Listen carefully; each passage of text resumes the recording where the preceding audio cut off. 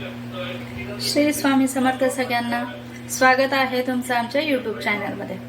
तर आज बनवणार आहे पोहेची रेसिपी। तर पोहेपासून मी काय बनवणार आहे तर व्हिडिओ पूर्ण बघा। ह्या वाटीचं प्रमाण घेतलेलं आहे, तर 2 वाटी पोहे घेणार आहे।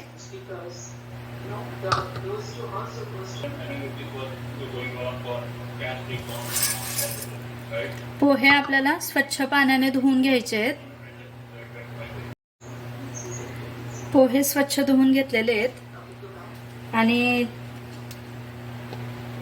त्याच्यात 2 चमचे दही घ्यायचे आहे।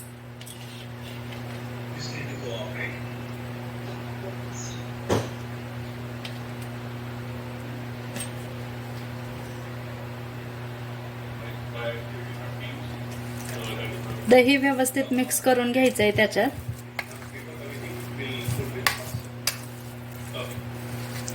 नेहमी आपण तीच पोहेची रेसिपी करून पोहे खाऊन कंटाळतो, तर ही वेगळी रेसिपी आहे।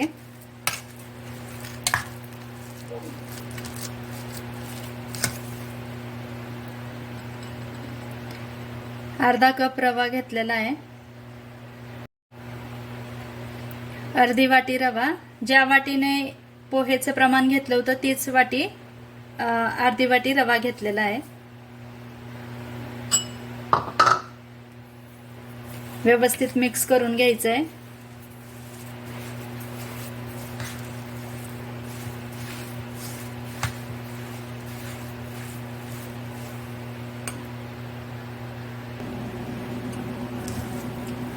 रवा टाकल्यामुळे ते जरा कोरडं झालेलं आहे, म्हणून ते व्यवस्थित मिक्स करायला त्याच्यात आपण थोडं पाणी टाकूया।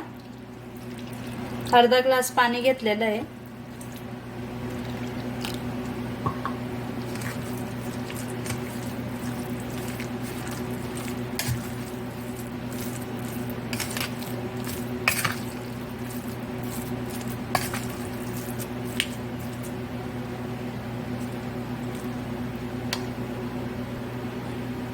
ते भांड जरा छोटं होत होतं, व्यवस्थित मिक्स करायला येत नव्हतं, म्हणून जरा आता मोठं भांड घेतलंय।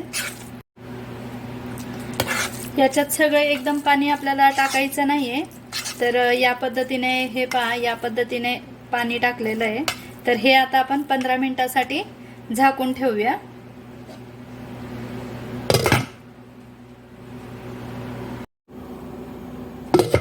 15 मिनिटं झालेले आहेत पहा।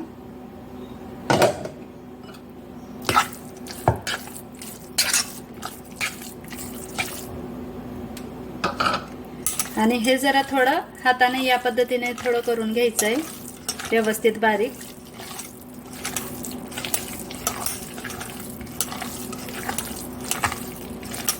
बारीक झालंय ते व्यवस्थित।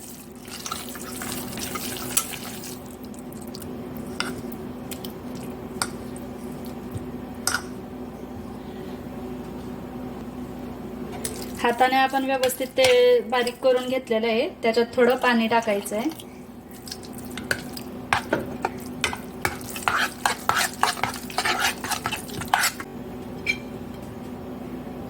किसलेले बीट,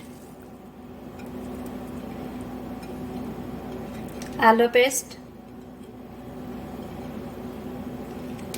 बारीक कोबी। मी कोबी किसून घेतलाय, तुम्ही पण किसून घेऊ शकता किंवा मिक्सर मध्ये पण बारीक करू शकतात। कोथिंबीर, बारीक चिरलेला कांदा,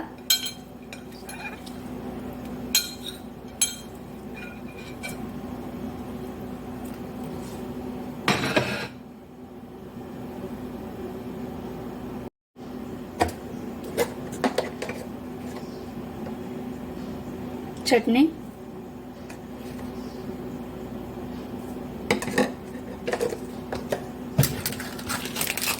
थोडा गरम मसाला,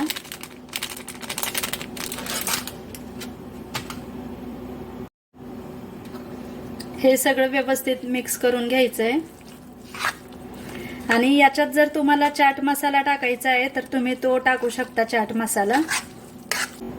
चवीनुसार मीठ, हे सगळं व्यवस्थित मिक्स करून घ्यायचं आहे. आणि हे पहा, आपलं बॅटर एकदम घट्ट पण नाही आहे आणि एकदम पातळ पण नाही आहे. या पद्धतीनेच आपल्याला हे बॅटर करायचं आहे.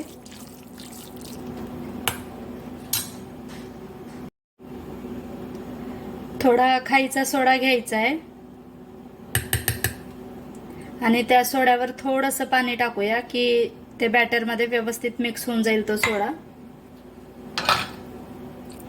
आणि ते व्यवस्थित सोडा आपल्याला सगळी मिक्स करून घ्यायचा आहे बॅटरमध्ये पूर्ण.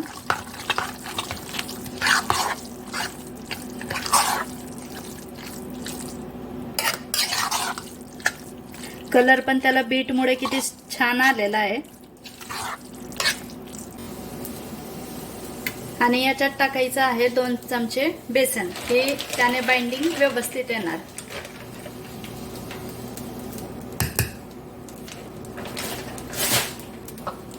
आणि ते व्यवस्थित एकत्र मिक्स करून घ्यायचंय.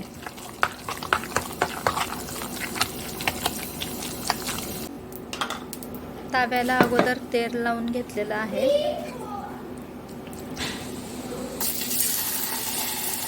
याच्यात असे छोटे छोटे टाकायचे आहेत आपल्याला.